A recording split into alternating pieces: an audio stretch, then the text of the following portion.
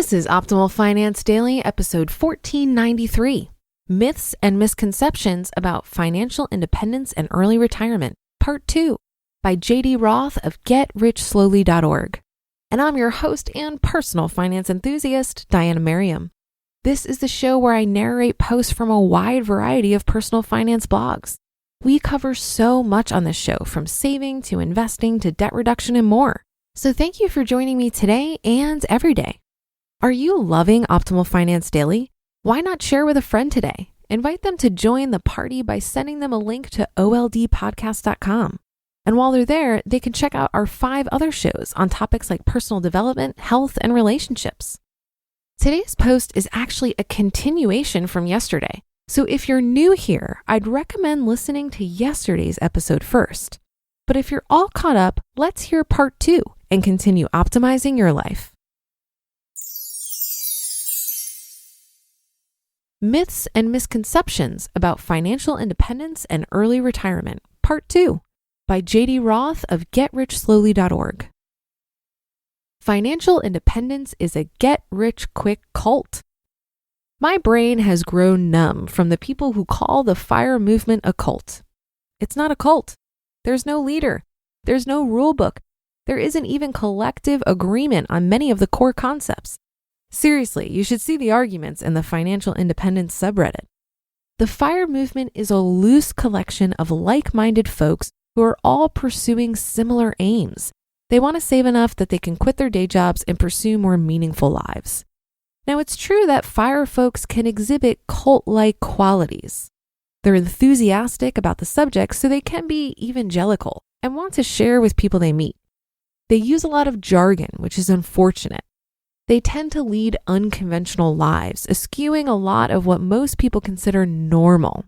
I downsized from a fancy 1,800 square foot penthouse condo, for instance, to a quirky 1,100 square foot country cottage. They tend to hang out with each other, both online and in the real world.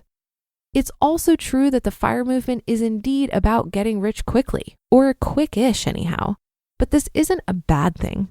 Typically, when we talk about get-rich-quick schemes, we mean shady enterprises that are somehow meant to trick people and/or build wealth by cutting corners.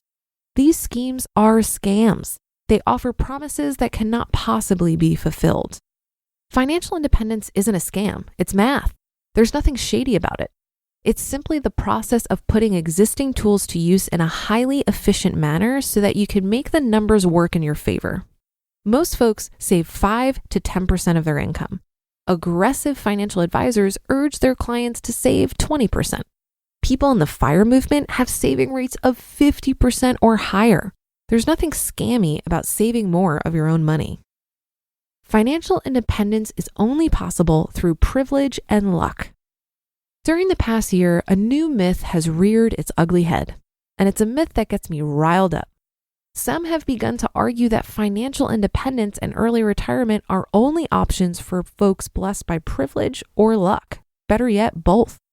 The point of these pieces, whether explicit or implied, is that preaching the power of personal responsibility is misguided, that we should instead focus on the big picture in order to improve economic opportunity for people. I agree that privilege and luck do make it easier for some folks to achieve their financial goals than others. I, as a white man, have enjoyed benefits that other demographics have not, and systemic poverty is a real problem. Fundamentally, there are barriers that make it extremely difficult for certain people to succeed. I think it's great that there are people out there who want to prioritize a fight for public policy that leads to increased wealth for more people. Having said that, I also value personal responsibility. I'm not going to mince words here. Those who deny the power of self-determination are full of bullshit. No, agency isn't going to be equally effective for every person. Some who take action will enjoy better results. Some people are starting from much better positions than others, and bad things will happen. They happen to everyone.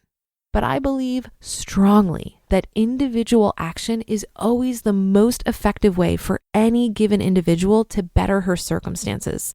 In fact, action beats inaction is one of the fundamental tenets of my financial philosophy. It's so frustrating to hear people argue that personal action doesn't work.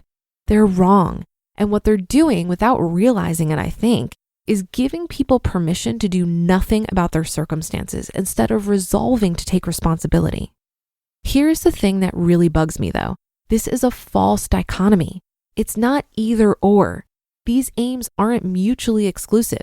You can pursue both systemic change and personal responsibility at the same time.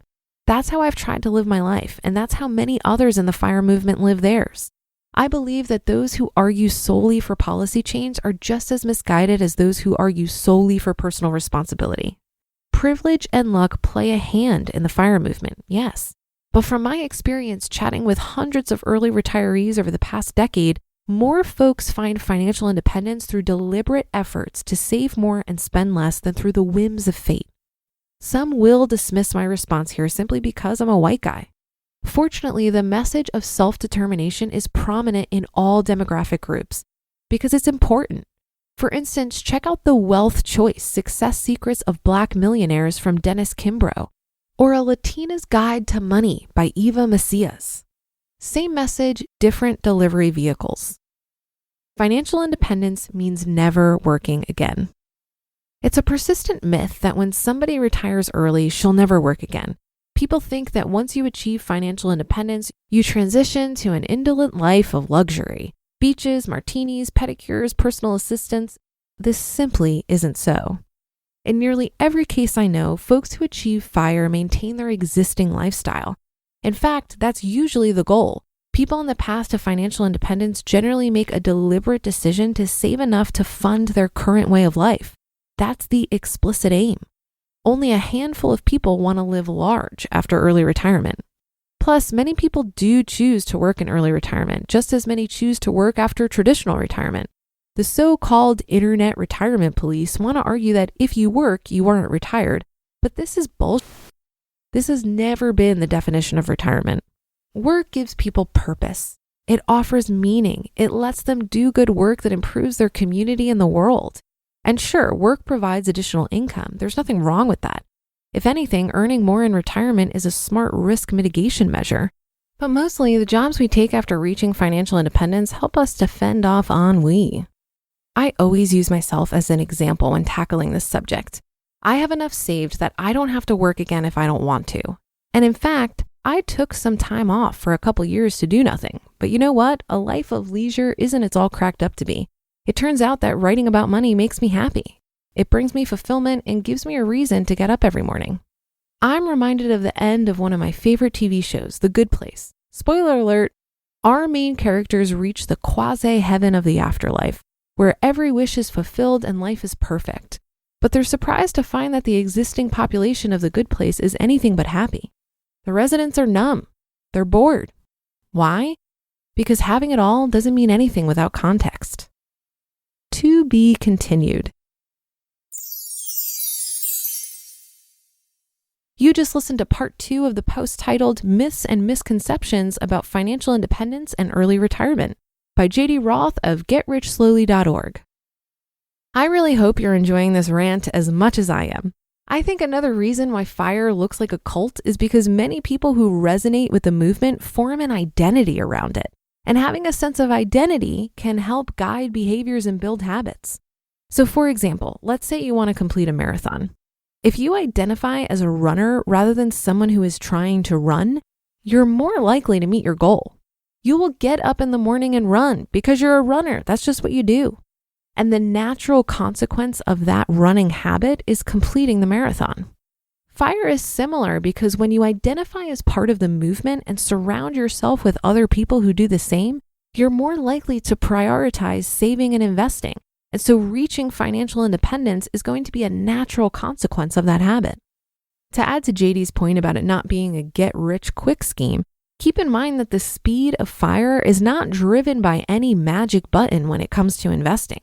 Many of us are investing in low-fee total market index funds or real estate, exactly the same types of investments that other people are making for traditional retirement.